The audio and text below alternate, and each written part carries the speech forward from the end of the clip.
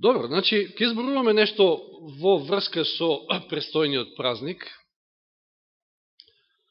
Великден, за кој што се смета и се вели дека е најголемиот христијански празник, покрај Божик. Ќе спомнеме нешто и за Божик. Меѓутоа, таму при крајот, во помал дел, затоа што актуелен е Великден, ќе видиме колку се тие големи и колку се тие христијански празници. Значи, ќе зборувам нешто што воопшто не е популарно, меѓутоа тоа е вистина која што може секој лесно денеска да ја истражи на интернет. Имате информации колку што ви душа сака. Значи, од каде потекнуваат всушност овие празници и дали се христијански? И дали еден христијанин треба да ги слави? Забележете, интересен беше оној дел од пулката во Лука 4 глава, каде Исус, поведен од Духот Свети, во пустината е кушан од ѓаволот. И три моменти може да се забележат. Првиот е дека ѓаволот, кушачот, сака да не наведе да се посомневаме во Божјето Слово, во неговата веродостојност, а со само до тоа да се посомневаме и во Бога. Ако во тоа успее, фала му на Бога, не успел кај Исуса и затоа имаме спасение, загарантирано спасение, прифаќајќи неговата жртва. Меѓутоа, ако во тоа успее во нашиот живот, тоаш ние многу лесно ќе клекнеме и ќе му се поклониме на другиот. Тоа е второто искушение, не се сеќавате. Ѓаволот тоа и сака. Целата оваа голема борба околу тоа, да му се поклониме нему, место на Создателот, единствениот вистински Бог. А можете, знаете, денеска ѓаволот се прикажа во различни форми.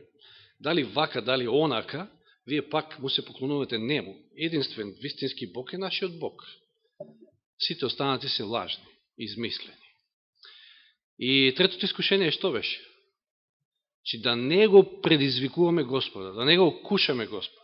Точно е дека Господ е тука да ни подаде рака, да не спаси од некоја ситуација. Меѓутоа тоа, доколку се најдеме во некоја таква ситуација, додека твориме Божјата волја и го твориме неговото дело, меѓутоа не да го предизвикуваме, ај сега Господе, ја ќе скокнам од трети спрат пати. Да се покажеш дека си вистински Бог, дека ме сакаш, прати некој ангел да не се скршам.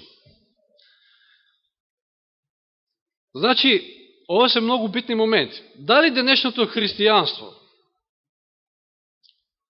се сомнева во Божјето Слово? Односно, дали го прифаќа Божјето Слово?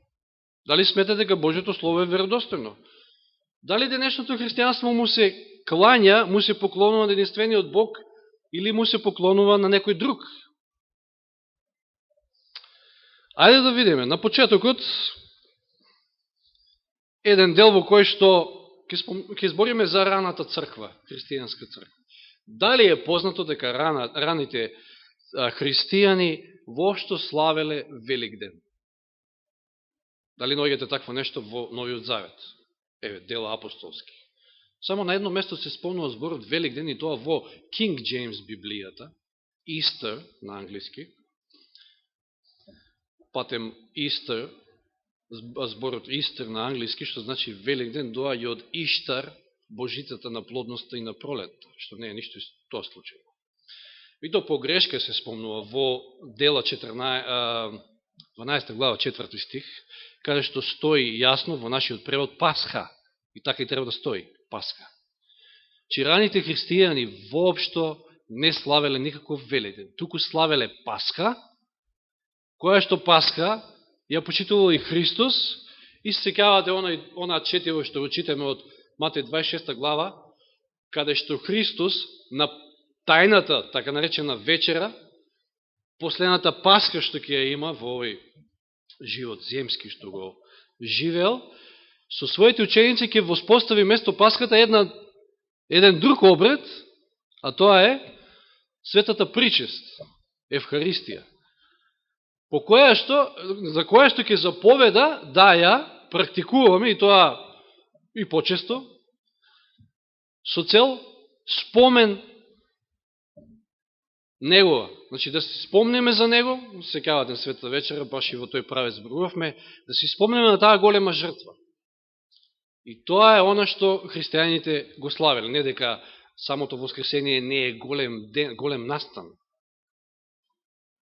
Самиот Павле одвоил една цела глава во Коринќаните 15 глава, прва Коринќаните 15 глава, кај што кажува дека, значи, не ми е целта да го минимизирам тоа, туку да видиме од каде потекнуваат овие празници, така наречени христијански. Значи, Павле вели таму дека ако не веруваме дека Христос воскреснал, тогаш џабе е нашата проповед, суетна е нашата вера и не и понатаму остануваме во нашите греови.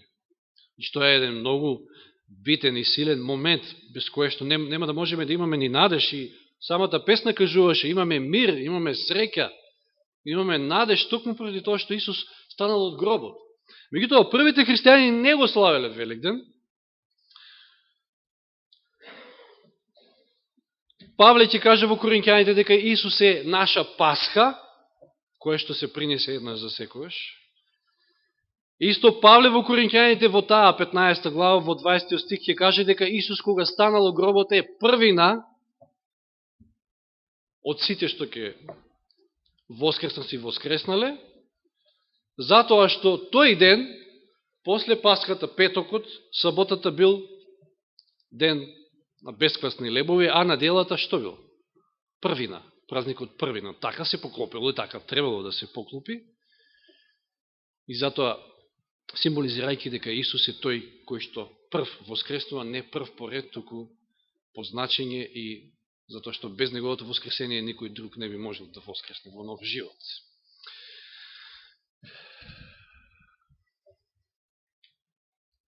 Видите како ова го опишува енциклопедија Британика, овој прв период од раната црква, меѓутоа многу кратко после изумирањето, значи, на апостолите, се случува еден силен притисок да се воведе овој очигледно пагански празник, значи со длабоки пагански корења, значи Великден.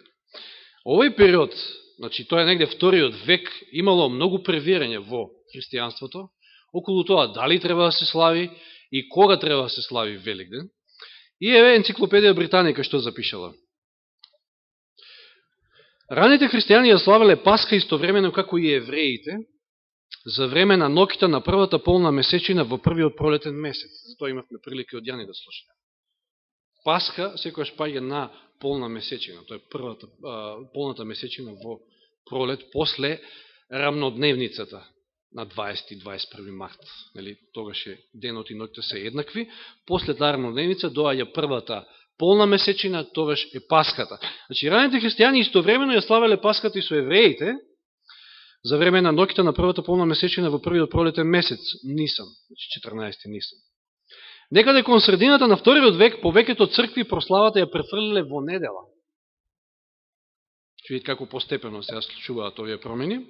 Но одредени цркви во Мала Азија се уште го практикувале стариот обичај, че си ја славеле Пасха. Поради што биле оценети како јудаисти. Првиот екуменски собор во Никеја, одржан во 325 година, издал декрет според кој сите цркви треба заеднички да ја одржуваат прославата во недела. И поточно тоа ќе се прецизира во 526 година, значи 200 години подосна, кога е прецизирано дека треба да се слави, Великден треба да се слави во првата недела после полната месечина, која што доаѓа после рамнодневицата на 20 и 21 март, која што секојаш се случува. Значи, почнал притисок да еврејската Пасха се замени со Великден. И тоа знаете ли која била најголемата причина? Прво, односно, основната причина биле предрасудите кон евреите. Не само заради тоа што го распнале Христа, односно го предале Христа да биде распнат, туку и затоа што поради двете еврејски револуции во Римската империја, првата од 64 до 70 година после Христа и втората од 132 до 135 година после Христа. Ова довело до широко распространети прогонства на евреите. Дори биле гонети од самиот Ерусалим и не им било дозволено да се враќаат повеќе. таква огорченост, значи имало коннив, и заради тие предрасуди, христијаните почнале да, а знаете, Рим станал кобајаги христијански, почнале да ги напуштаат овие верувања обичаи, сметајќи дека се премногу еврејски, и почнале да се дистанцираат постепено од Пасхата еврејска. Еве што забележала новата католичка енциклопедија. На почетокот и двете прослави, Пасхата и Великден, биле дозволени, но постепено се почувствувало дека било неуместно за христијаните да го прославуваат Великден на денот на еврејскиот празник, па затоа бил упатен повик за единство во прославата на најважниот христијански празник. И веќе спомнавме Никеја, 325 година, поточно 526 година е установено да Великден се слави, како што кажав, повторно ќе повторам, првата недела, недела, после полна месечина, после полната месечина која што следи после пролетната рамнодневица. И тоа е и факт е, видовме и од оваа година,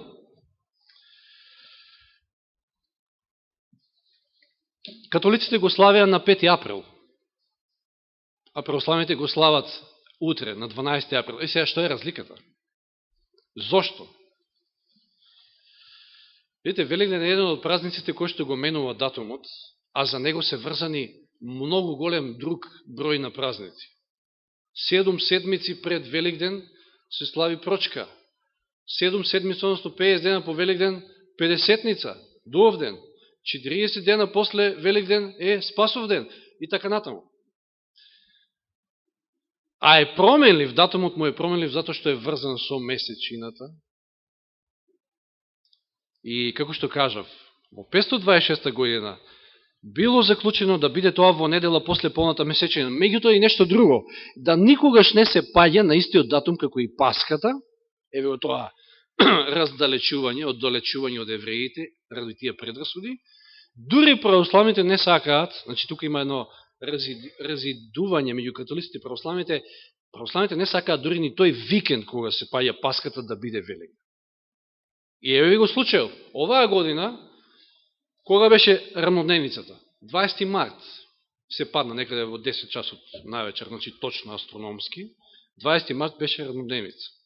Минатиот петок, Јани држеше проповед за тоа, 3 април беше Пасха. 3 април беше полна месечина. После полната месечина, 5 април, католиците го славија Великден, но православните, затоа што не сакаат да тоа се падне заедно со Пасха, дури и викендот да е тој, тие го слават оваа недела. Че една недела подоцна. Се извинувам. Има една друга работа. Значи, еве, ќе потврдиме тоа со следната 2016 година. Забележете разликата 2016 година меѓу славењето на католичкиот и православниот Великден. Следната година католички Великден ќе се слави на 27 март, а православните го слават на 1 мај. Тоа е разлика од 30 кусур дена. Што е причината? Повторно тоа е истото. Еве, следната година на 20 март е рамнодневница. Полната месечина се паѓа на 23 март. Следствено на тоа, католиците веднаш после полната месечина на првата недела го слават Великден на 27 март. Меѓутоа, православните никако не го слават Великден пред да се случи Пасха. Следната година е тоа случај. Пасхата се слави следната година дури на 22 април. Чека католиците не е проблем, тие го слават Великден на 27 март. Но Пасхата е на 22 април. Православните го поместуваат прославата на Великден после Пасхата, значи никако не сме да биде ни пред Пасха, ни за време на Пасха. И интересно е што и следната Пасха, следната година се паѓа во петок, на 22 април, петок, православните не сакаат тој викенд да го слават Великден, значи не е 24, како му доаѓа, 22 петок, 24 недела, туку го поместуваат славењето за следната недела. Се заради тие предрасуди. Значи, паѓа дури 1 мај. Значи, замисли си, можни се дури 35 различни датуми на славење на Великден, почнувајќи тамо најрано од 23 март, па најкасно до 8 мај, дури 2 дена после Ѓурѓевден. Поради тие причини. Се извинувам, Јовица, нема да дадам збор, само заради да не се одвлекува внимание. Знам дека имаш да кажеш нешто многу битно. Како и да е. 2017, ја може би ве замарам со ова, меѓутоа, затоа што ќе зборувам и за одредувањето на датумот, одnosno Божи ќе е фиксен датум, меѓутоа ќе видиме кога Христос е роден. Тоа ми беше порачано пред се. 2017, значи, уште сме кај Великден. Полната месечина и Паската, значи, се паѓаат на 10 април, но поради тоа што Паската паѓа во понеделник, значи Паска може да падне во било кој ден, не случајно е тоа петок, нели, што оваа година падна, како што било и во Христово време, кога, нели, на Паска ќе биде раснат. Поради тоа што паѓа 10 април во понеделник, тогаш и католичката и православната го слават Великден одма веднаш таа следната недела, после полната месечина, после Пасха, а тоа паѓа на 16 април. Значи, 2017 година католиците и православните го слават заедно Великден. Видите зошто некогаш е толкава разликата, зошто некогаш исто заедно го слават. Се е заради и се смета по полна месечина, меѓутоа и оддалеченост од Пасхата, заради овие предрасуди што ги спомнав, уште од тие први векови, од христијанството. Сега, од каде потекнуваат сега сите, поточно Великден? Да се задржаме најнапред на Великден. Паганските народи, оние кои што не го прифаќаат единствениот жив Бог, најнормално било да му се поклонуваат на она небесно тело кое што е највоочливо, кое што е најприсутно, кое што е најголемо, така не изгледа барем, на Сонцето. И тој култ на Сонцето се негува уште од давнина и е присутен кај сите народи. Го имаме, кој беше богот на Сонцето кај египтјаните, се сеќавате ли, барем тоа го знаете, Ра, богот Ра. Кај сирците Ваал, кој што често пати се спомна во Библијата. Кај Вавилон е Шамаш, во Персија е Митра, во Грција е Хелиос.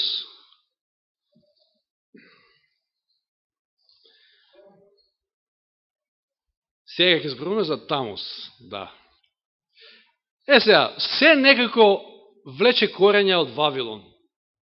А замислите, ние имаме порака, како христијани, троангелска порака, која што меѓу другото има за цел да ја изнесе правата вистина пред останатиот свет, па и нека се нарекува христијански, кој што е опоен од вавилонското вино, и да го извлечеме од Вавилон.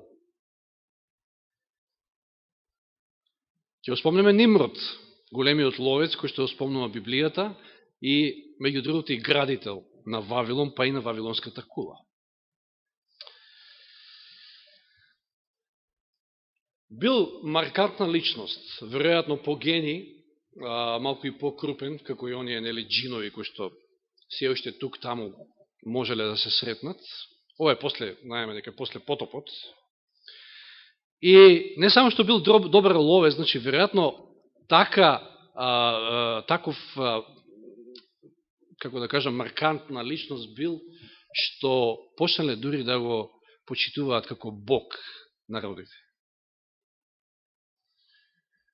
Како божество, на ниво на божество. Не е чудно воопшто за пагански народ да почитува човек како Бог. Ајде да се присетиме во Дела 14 глава, не мора да читам.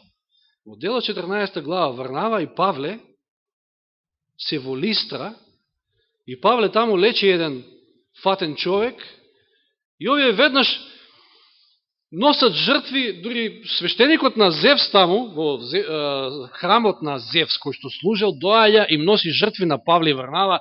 Еј, боговите се симнаа меѓу луѓето. Варнава го нарекуваат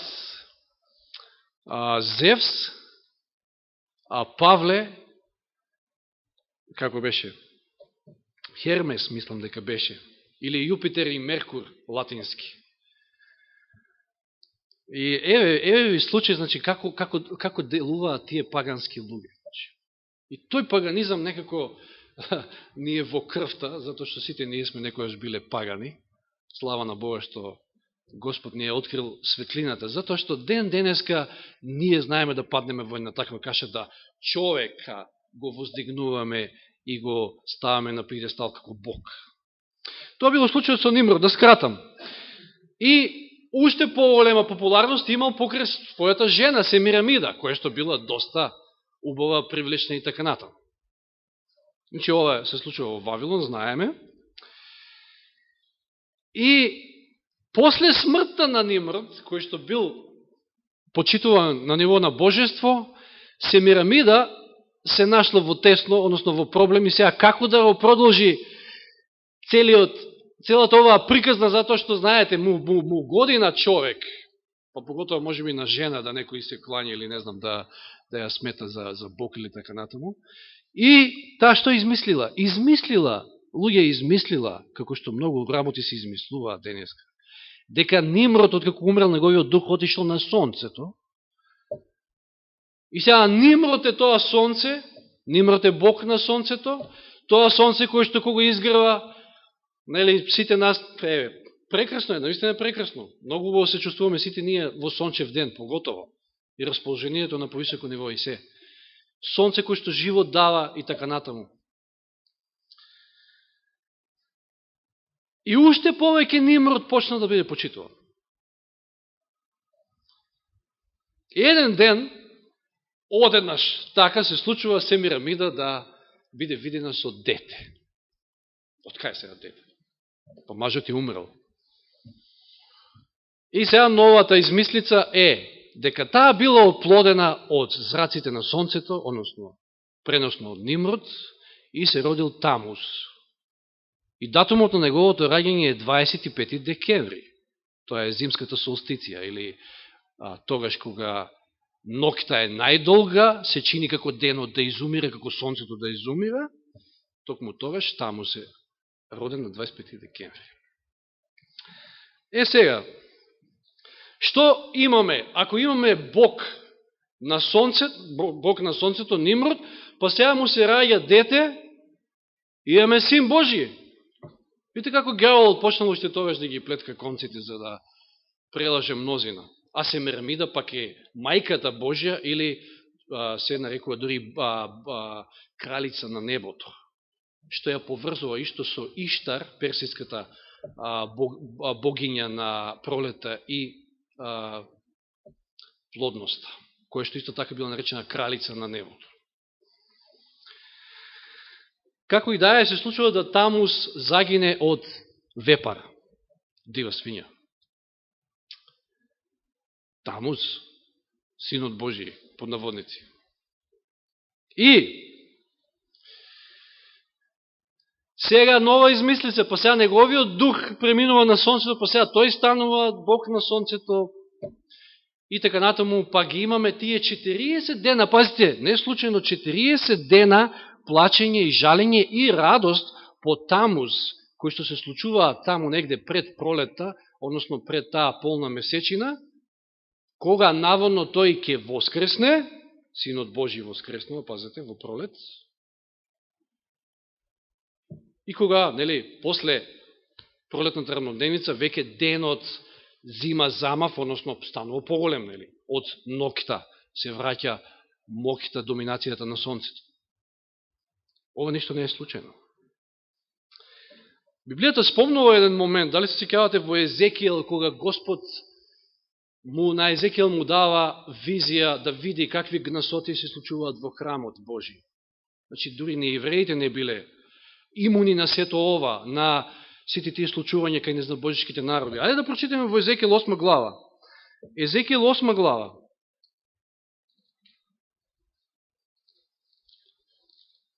Што нарекува Господ тука за гнасотија, пазите. Ова е силен збор. Езекијел 8 глава.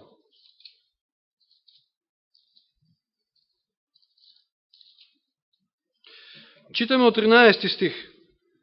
И уште ми рече, а ќе видиш и полоши гнасоти што се прават тука, значи веќе му наборел неколку гнасоти таму го внел во еден дел од храмот, па цртежи, па на лазачи, па на вакви, па на такви, значи секакви созданија. И сега вика, ќе видиш уште поголеми гнасоти. 14 стих ме поведе до вратата на Господовиот дом, што се свртени кон север, и ете таму седеа жени и го оплакуваа Тамуз. Ова е тој период. Ови се тие 40, не случајно 40 дена. Пазите, имате 40 дена пост до Великден, денеска. 40 дена кај паганите, плач и ридање за Тамуз, кој што е умрен, и сега треба да воскресне, Господ да го врати назад во живот. И ме рече, гледаш ли, човечки сине, а ке видиш и полоши гнасоти од овие, 16 стих. И ме поведе во внатрешниот двор на Господовиот дом, таму при влезот во Господовиот храм, меѓу тремот и жртвеникот имаше околу 25 луѓе свртени со плеките кон Господовиот храм, а со лицето кон исток, и таму кон исток му се поклонуваа на сонцето. Видите, значи, ни Божиот народ не бил имун на овој голем, силен култ на сонцето. Видите каква е поврзаност овде на Тамуз со сонцето, оно што веќе го изнесовме. Значи, да сумирам тука, за да ви е појасно. 25 декември се раѓа Тамуз, а 25 декември се слави како ден на раѓањето Христово. Потоа, загинал што загинал, па сега треба да воскресне, имате 40 дена плач за Тамуз, воскреснува и на денот на неговото воскресение, а тоа е тој ден, пролетна равнодневница, се оделе на ридовите по брдата и пренесувале различни дарови, а веднаш потоа почнувала и онаа сезона на славење на Иштар, на божицата на плодноста, што ја спомнавме, и божицата на пролетта. Божиот син, под наводници, на сонцето, е воскреснат, природата разеленува, се некако се раѓа во нов живот и ајде сега да видиме уште еден дел кој што исто така укажува и на ова. Еремија 7 глава, значи Библијата ова го забележала. Еремија 7 глава. Каде е спомната Иштар во Библијата? И на овие работи Божиот народ и тоаш не бил имун. 7 глава Еремија, 17 стих читам. Не гледаш ли што прават по јудејските градови и по иерусалимските улици? Децата собираат дрва, ова се токму обичаите што се правиле во чест на таа Божица. Собираат дрва, татковците палат оган, жените месат тесто, за да испечат колачиње на царицата на небото. Царицата на небото. Тоа е Иштар. И им леат на левници на другите богови за да ме похулат. Зар мене ме хулат со тоа Господов зборе, а не себе си за свој срам? Не вели себе си. За свој срам. Со практикување на овие обичаи се срами Бог, очигледно. Му се поклонуваме на сонцето. Или на така наречениот, кој да е Бог на сонцето. Дури стои забележено е нешто вакво.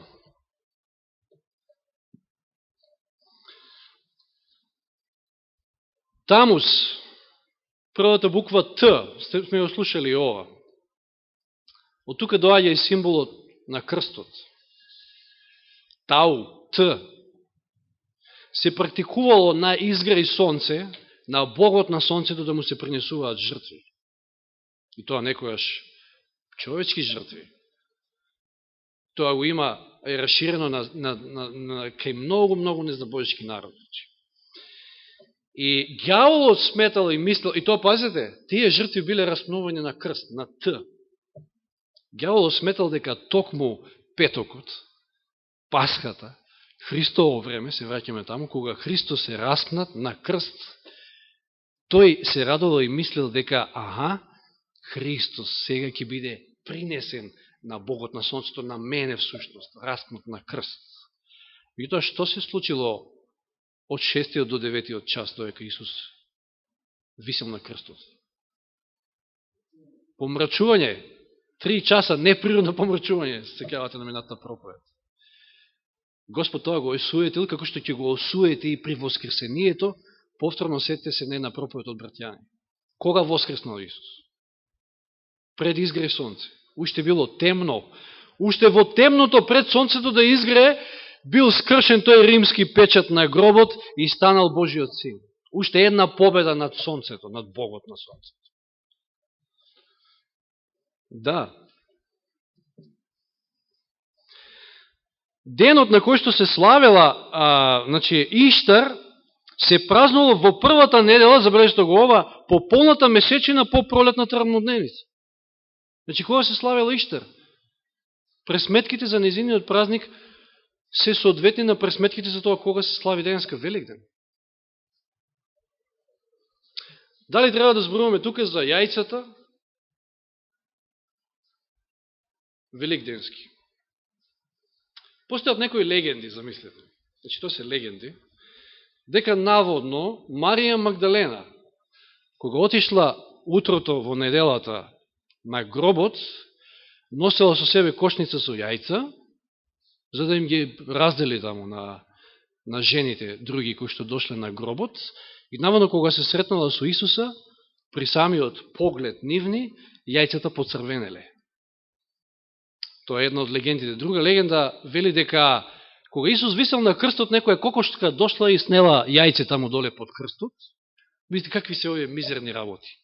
И од капањето на крвта Христова од крстот, јајцето се бојадисало црвено. И ете сега таму.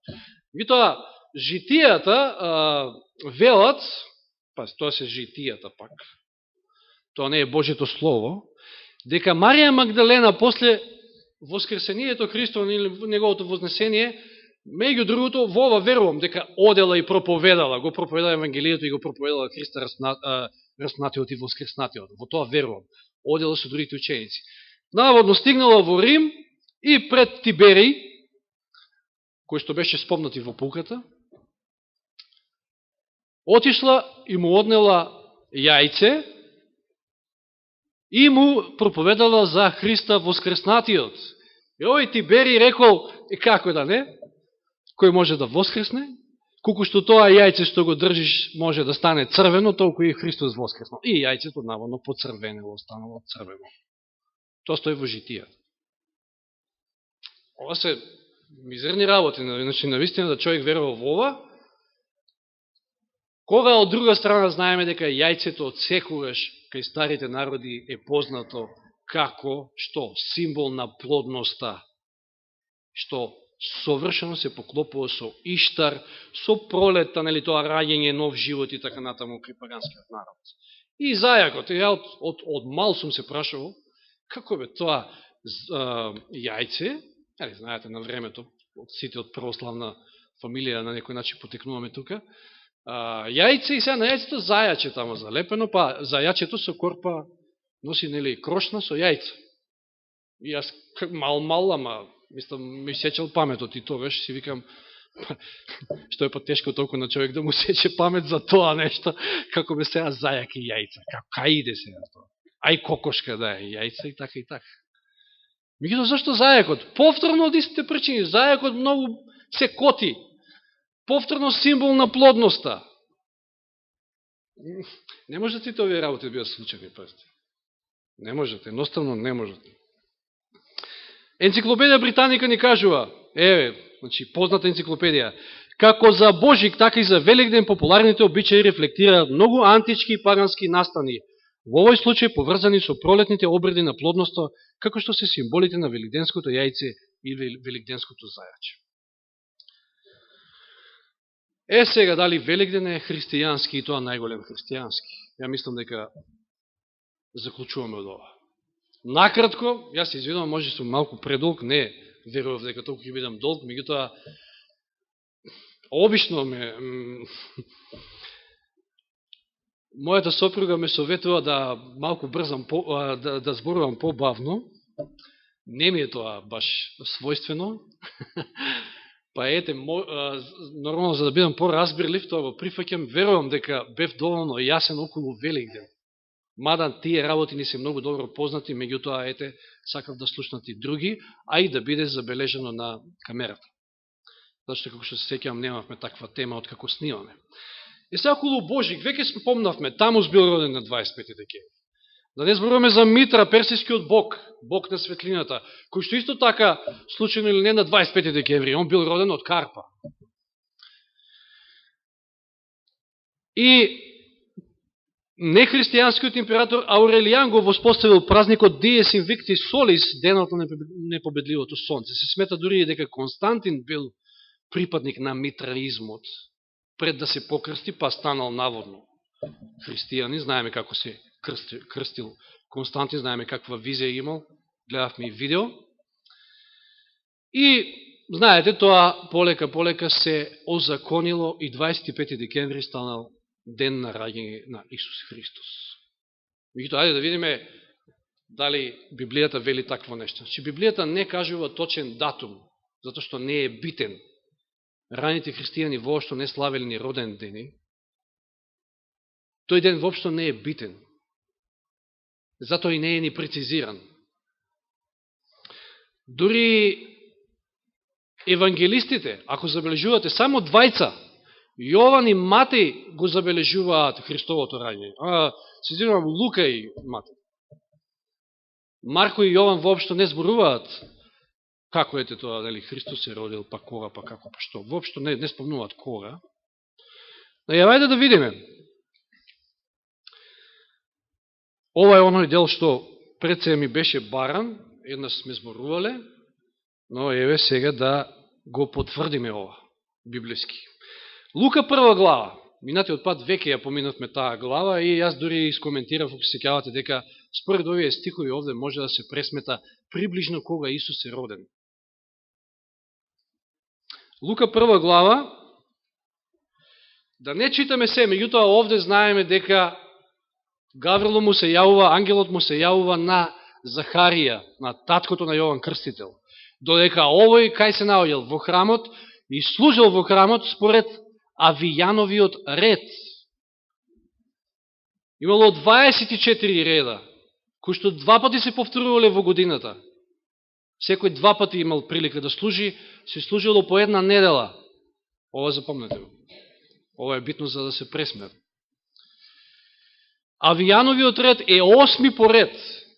Да не отворам Библија, да не задржуваме прва книга Летописи 24 глава, од 7 до 19.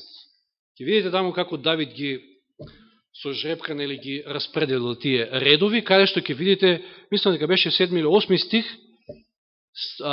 спомнува дека Авијановиот ред е 8 по ред. Прва Летописи, или прва Дневник, како е, 24 глава од 7 до 19. Авијановиот ред е спомнат како 8 по ред.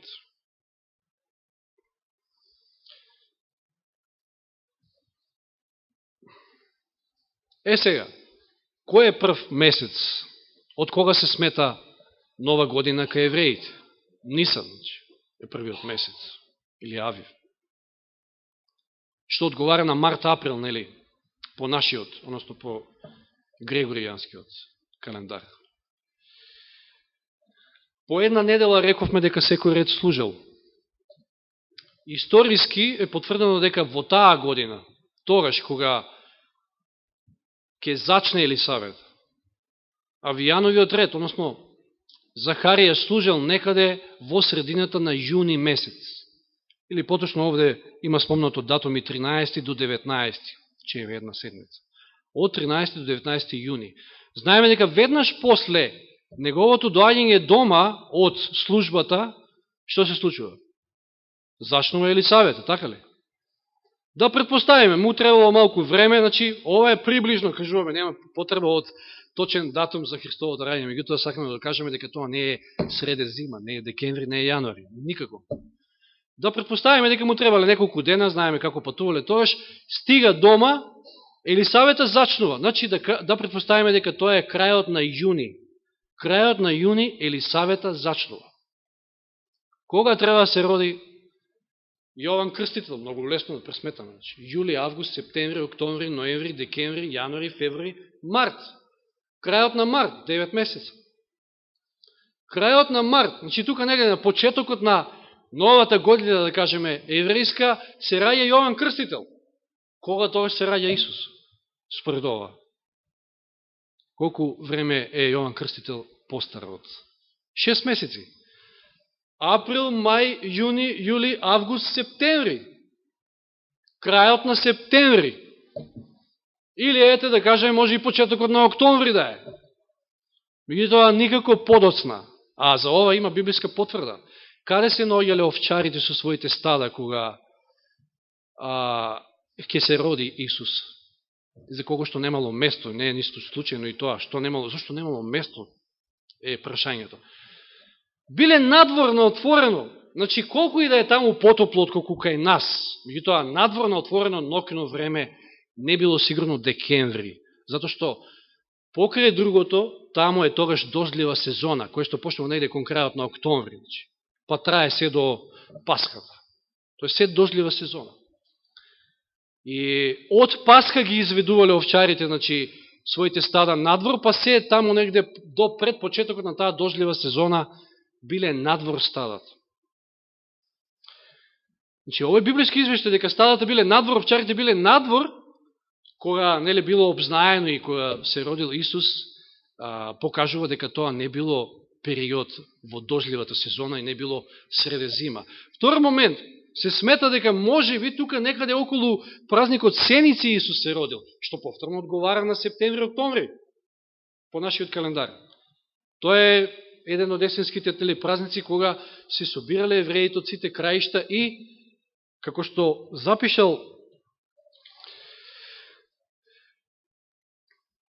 Јосиф Флавије, Ерусалим тогаш броел околу 120.000 жители. Меѓутоа, за време на празниците, Пасха, Сеници, кога три празници биле, кога се собирале највеќе, значи во Ерусалим, се собирале дури до 2 милиони луѓе, значи цела Македонија луѓе. И не само што Ерусалим се исполнувал, биле исполнити и околните градчиња и места, па и Витлеем, бил преполн. Па може би затоа немало место во гостениците или било каде, за да се породи Марија. Јас велам, може би, меѓутоа се тоа се поклопува со тајмингот, со времето. Може би тука било околу Сеници, што повторно одговара на крајот на септември или почетокот на октомври. Па дури може би се трефнал датумот со мојот датум, мада тоа нема врска. Јас сум 23 септември, или не е Трајче тука, пријателот, он е на 28, може би неговиот, меѓутоа не е битен датумот. Битно е тоа дека 25 декември е вака изваден, не така изваден, туку е смислено. Ѓаволот сето тоа го искористил за да заблуди мнозина. Тоа е датум на раѓање на сонцето. Па и самата недела, луѓе, знаеме дека доаѓа од почитување на Богот на сонцето. Sunday, Зонтак. Тоа е сончев ден. Првиот ден. Ѓаволот направил многу сплетки. Ѓаволот денеска држи еден куп на луѓе, така наречени христијани, во незнање или ги опива со вавилонското вино. А ние сме повикани за да ги извадиме од Вавилон и да овие работи јасно им ги предочиме. Па кој верувал, верувал, кој не, не. Забележете го овој стих и со ова завршуваме. Јов, 31 глава. Видете ги овие зборови на Јов и запамтете ги. Овие се пресилни зборови. Што кажал Јов? 31 глава, 26 до 28 стих.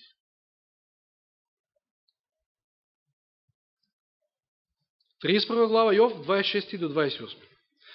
Зар, гледајќи го сонцето како блеска и како месечината патува по сејното небо, моето срце се зазеде потено да им испратам бакнеш.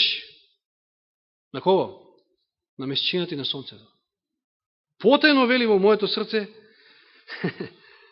се зазеде, значи се јави желба да им испратам бакнеш на сонцето и на месечината.